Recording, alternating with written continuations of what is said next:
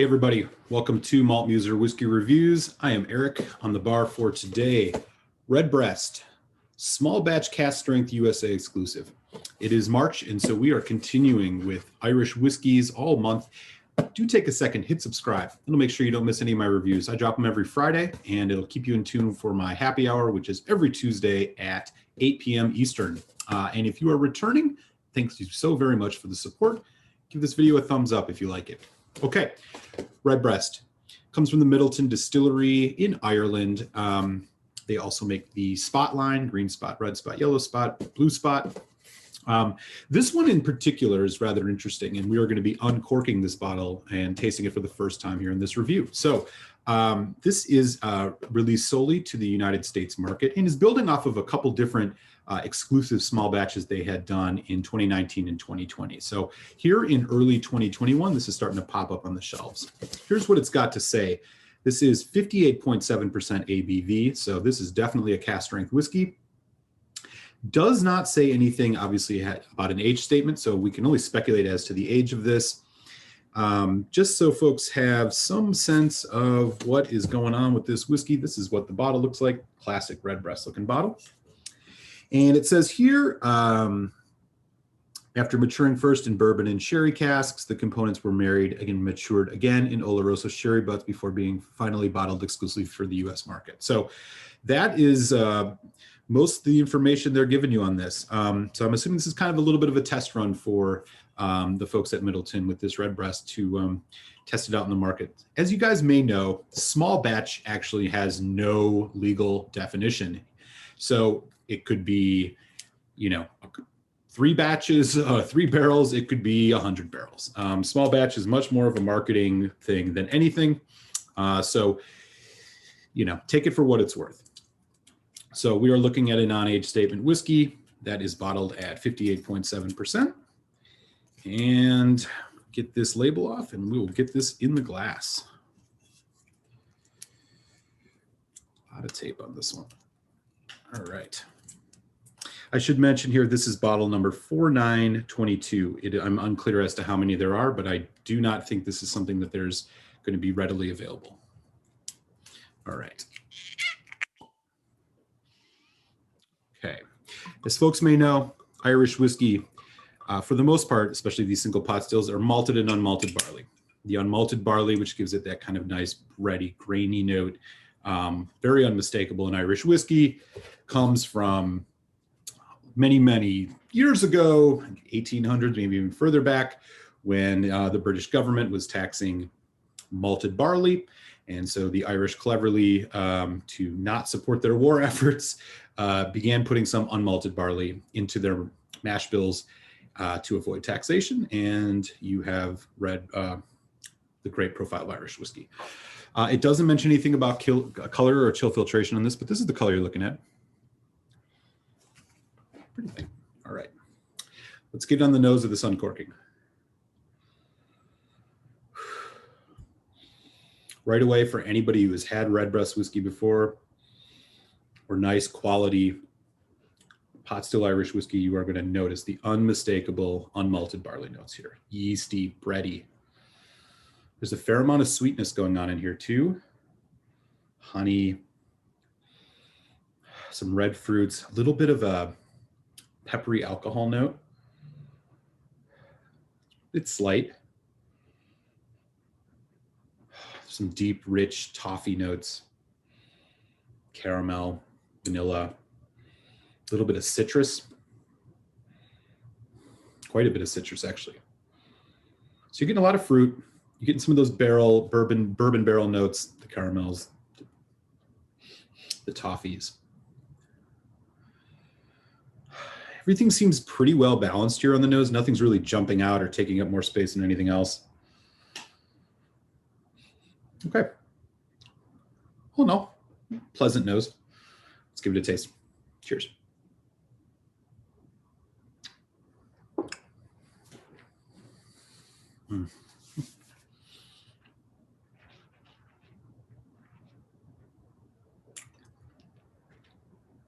Very rich on the arrival. Sweetness as it develops, though, You get these nice red fruits and the citrus, all wrapped around, again, toffee, a little bit of an almond note, this nice kind of shortbread cookie, but then it gets very intense. You get a nice spice hit, which really overtakes the mid palate here on this first sip. Some chocolate, some light caramel, vanilla. There's a nice little juicy fruit note in this as well, almost like that sweet juicy fruit gum. Folks in the States know about that. Short, medium finish. It drops off rather suddenly, leaving you with a very kind of dry, tannic, dark chocolate, baking cocoa kind of thing.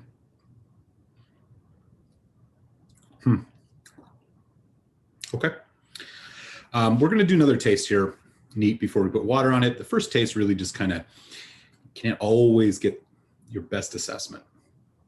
Taste the full spectrum of a whiskey. So we'll go in for another one here.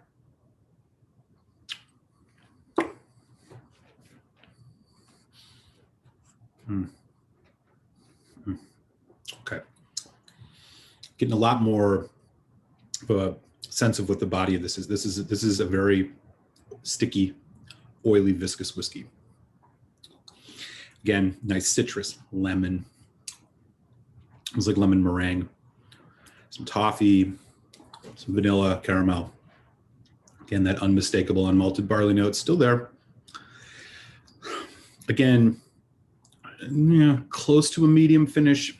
You are left with some chocolate, vanilla, caramel, some dark dried fruits, a little bit of that Christmas spice, maybe a little clove, nutmeg.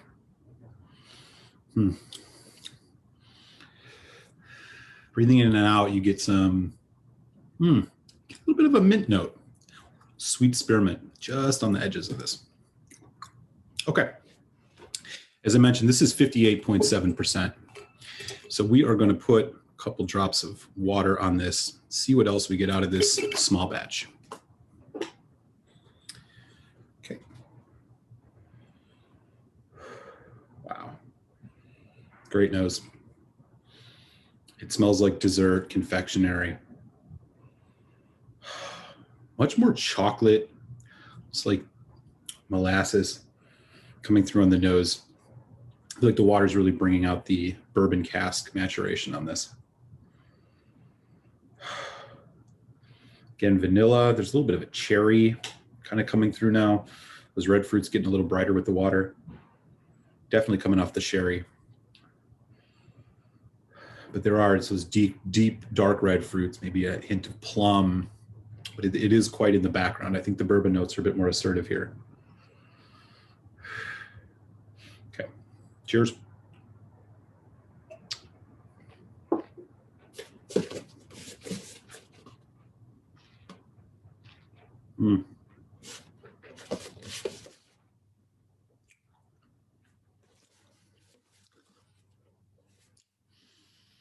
So with the addition of water, I feel like it's mellowed this out a little bit. A lot more oak and wood spice finishes though, or spices coming through now. Again, drying on the finish. It really does dry out the tongue quite a bit. Like a very, very dry red wine almost. So you have a bit of that, again, the chocolate, the caramel, that the shortbread cookie bready note, honey. All kind of hanging in there, but yeah, the finish is still kind of in that medium range. It's maybe ticked up close to a solid medium finish. It dries out, but you are left with a couple of decent flavors. There's a malted milk ball almost coming through here too. Okay.